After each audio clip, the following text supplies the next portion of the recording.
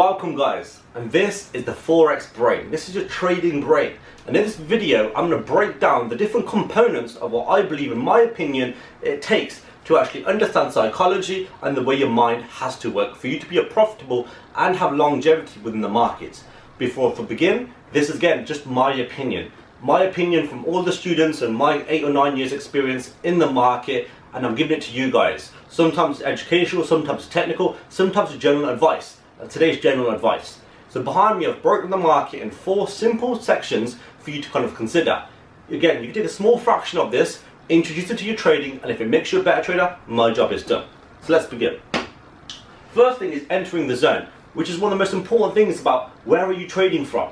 Where are you getting your chart analysis done? Where are you entering these trades? Are you prepared? Timing is one of the biggest things that traders don't consider. They roll out of bed and think they can trade whenever they want. They have no organization, no structure to their trading.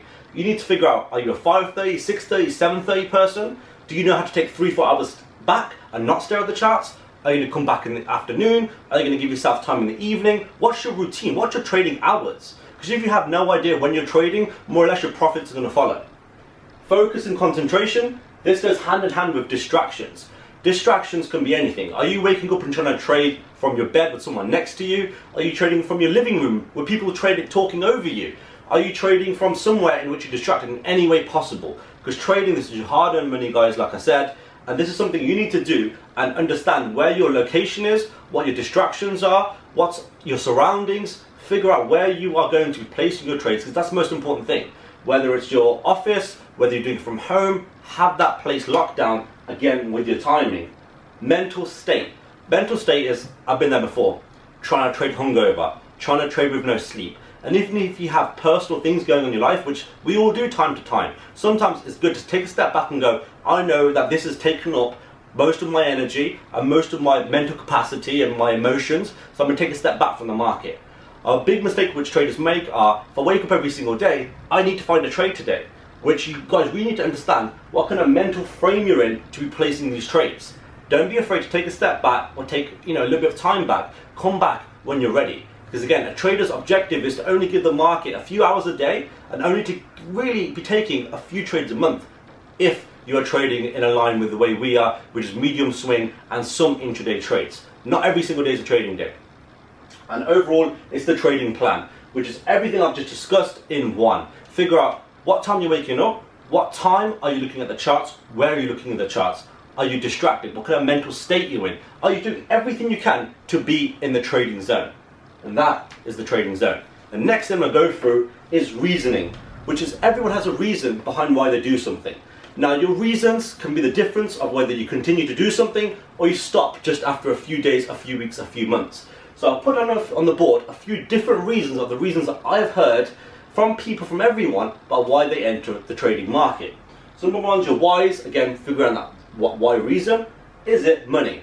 Which is an underlying thing for all of us. Everyone always does something sometimes for the money aspect of it. Everyone wants financial freedom. Everyone wants to be able to make money and do as they please, because that does equal freedom. Status. Are you doing trading because right now it's really getting quite popular? Are you doing it because you don't want to miss out? Everyone's trading, everyone's pulling out these charts. Are you doing it just to copy them? Are you doing it for the passion, which is brilliant? Do you actually find the currencies interesting? The monetary policy, the interest rates, country's economy? Is that something that fascinates you? Because if it does, this is the right place. Escapism, which is again, are you working from somewhere and you're thinking trading is going to help you escape from that job, escape from that life, escape from that situation, which it can. However, you can't start there. Out of all of these things that I've just discussed, I believe money and passion are the 2 things you need to really consider and have a medium on. Because money is going to motivate you and going to be the reason what you keep it together and they keep it going. And passion is the reason that you're going to do every single research into every single detail you can to make the whole thing work. And rewards. Now this goes back to one of my most popular YouTube videos, which is on like 40,000 views right now. And that was about the whole withdrawing system. Because again, if you're trying to find your reason to trade and you're trying to compound your account and you hope to give yourself a reward 2 years down the line, 5 years down the line, in which you turned your $100 into $1 million, your brain's not going to figure out this hard work is actually working. If you have been doing the research, you've been putting the work, you've been trading, but you're not actually taking any rewards at the market, your brain's going to give up. Especially when you have a losing streak, or even if you break even, or you've had a terrible week in the market. However, if you keep rewarding yourself, sometimes every week, sometimes every few months, whatever your plan is to get out the market, but by giving yourself those rewards, your brain's going to tick that research, tick that hard work equals to these profits, equals to these rewards. So again, definitely something to consider as your reasoning, and consider those rewards. Skill set. Skill set is one of the most important things when it comes to trading, because every single person that lives in this world is not meant to be a trader, and we don't try and encourage that. Yes, everyone can get into it, but not everyone's built for it. The first thing I've actually wrote is laptop life, and that's you've got to like being in front of the charts. And sometimes me and Sean, we can actually understand, it's quite weird. We actually look at someone's laptop about how they maintained it, what kind of condition it's in, to actually understand whether they're a laptop person. Are you super hands-on and you need to go out there in your construction, you're an engineer, you're an architect, or whatever it is that you need to do, whether it's manual labor, anything, then sometimes the charts are going to take you getting some used to. Because in my own personal experience, I don't mind saying, about 8 years ago when I first discovered MetaTrader, a family friend got me into it, it went straight over my head. I closed the charts, I thought, this isn't me. But over the few years after that, I kind of realised that, number one, I do love the internet, I do love here sitting researching, I spend a lot of time on this computer, and the charts are something that I can get used to. So over the next few years, I went from not knowing what nothing means to knowing what everything means, to knowing how the currency pairs work, how the market works, everything. But it comes with time, and that time will help you build that skill set. Because skill is something that you beat on every single day. What's your craft? Beat on it till you become skillful at it. Charts.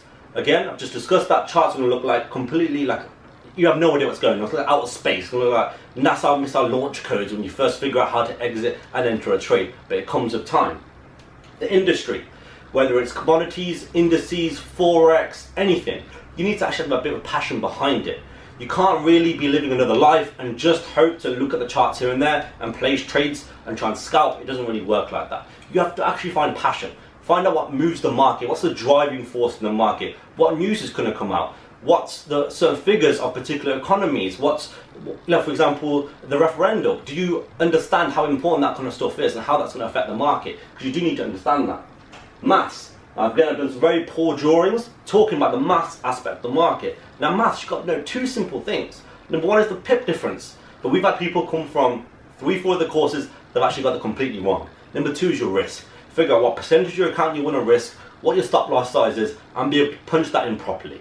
But again, it takes a bit of time to realize how to punch that all in properly.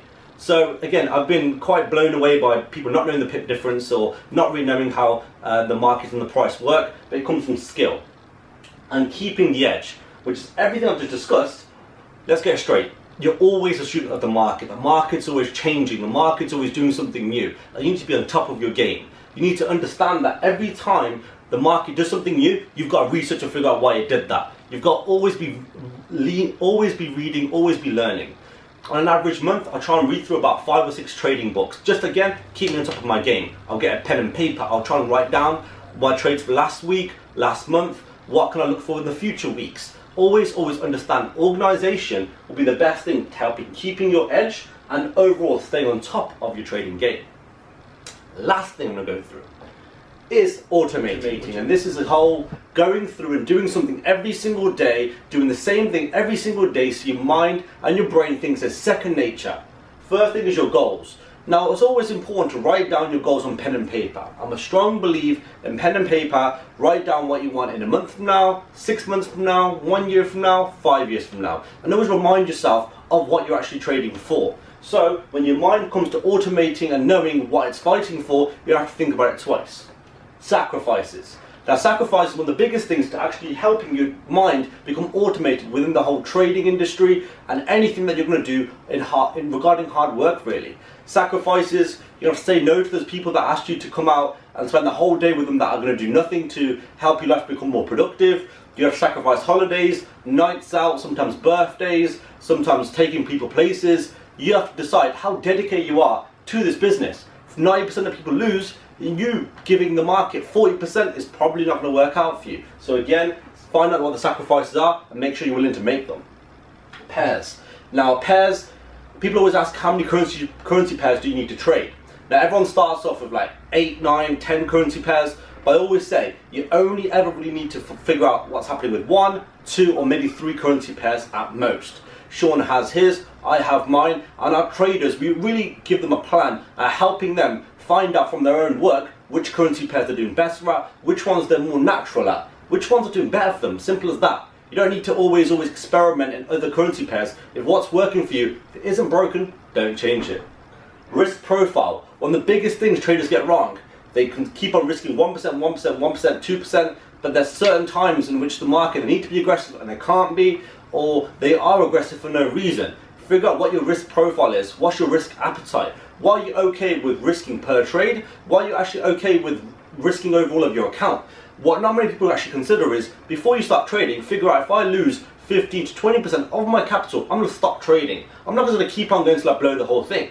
If I lose 15, 20%, I'm doing something wrong here. Take a step back, sometimes go back to demo, it's not a problem, and then come back to trading when you actually get your confidence back.